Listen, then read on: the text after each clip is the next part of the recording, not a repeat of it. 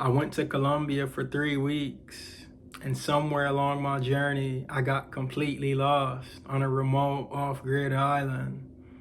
And honestly, that was the best part of my whole trip. After Guatemala, I just knew 5 days wasn't enough. So I did things completely different this time. I took 3 weeks off of work, saved up, and I decided to really experience a country. And so I went to places like Medellin, Cartagena, and just really exploring different cities, just meeting new people, staying in hostels, eating food, and just really soaking up the culture. And since the dollar goes super far there, I knew I had some cushion and I could basically handle whatever happened. And that's one of the main reasons why I chose Colombia, was because I knew like if anything happened, I would be able to like get my back just with finances. So that was like a big leading point for me. And at some point along my journey, I ended up getting completely off grid. And honestly, I didn't even plan it. I just kind of got lost. And I took boats, long travel, and I didn't know where I was going at all. But when I got there, it was crazy.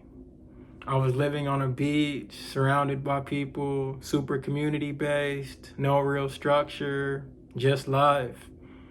And those were some of the best moments of my trip. I remember at one point at this place when I first got there, I just seen kids like at 9 o'clock at night, like just outside in the dark, like still like playing and just like no like parents around, just just free. And I was like, wow, it's like very like safe up here. Like I just felt a sense of safety, community, and just I didn't see like there were no cops or anything. I didn't see like any of that, just the community. And I realized that that could also be like super dangerous and scary, so I wouldn't recommend like anyone to do what I did. But for me, it just showed me like a whole different way of life. It's like people going up in the trees, getting coconuts down, just natural fresh fruits, like natural fresh fish the people cooked for me, just natural fresh fish like that they just caught. And it was just like an amazing experience. And so, yeah, I did have some mishaps, and getting in and out was not easy. I ended up spending about $300 just on transportation and boats and everything just to get there and back. But because I saved up money, I knew that I could handle it. And yeah, I just partied with the people. I invested and just gave like a good amount of money to the people just for the hospitality that they showed me. And we had like a huge party on this island, and it was just mind blowing. Like they really loved me, I loved them. And just this experience, like I feel like you couldn't pay for it. Like just the sense of freedom that I felt, the sense of community, the sense of love. And I still have boys there now. And I don't know if I'll ever see them again, because I honestly don't know how I got to this island. It reminded me of that movie, of the show called Lost. And I was just like on like off-grid like island. I didn't even know I was gonna get back. Like I said, since I had money, I was able to talk to some people, and they were able to get me on a boat, like basically back to the land.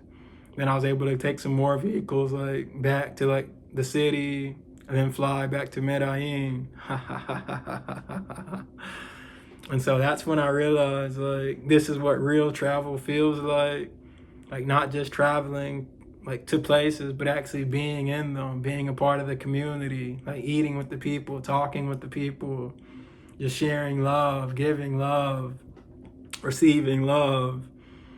And yeah, just meeting people, getting uncomfortable, not knowing what's next. And that's like really lit the spark of just adventure and exploring, and just just getting out my own comfort zone and just seeing what there is to life, because I always felt like there was more to life. And this kind of gave me that sense of there being more to life. And this trip just changed how I saw everything. It showed me what's possible when you give yourself time. And after those 3 weeks, I knew one thing, that I was not done.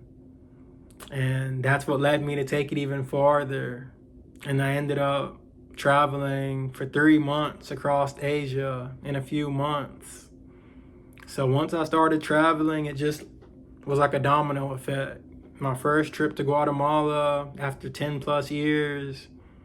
And then a couple months later, like 3 or 4 months later, I did my 3-week trip to Colombia.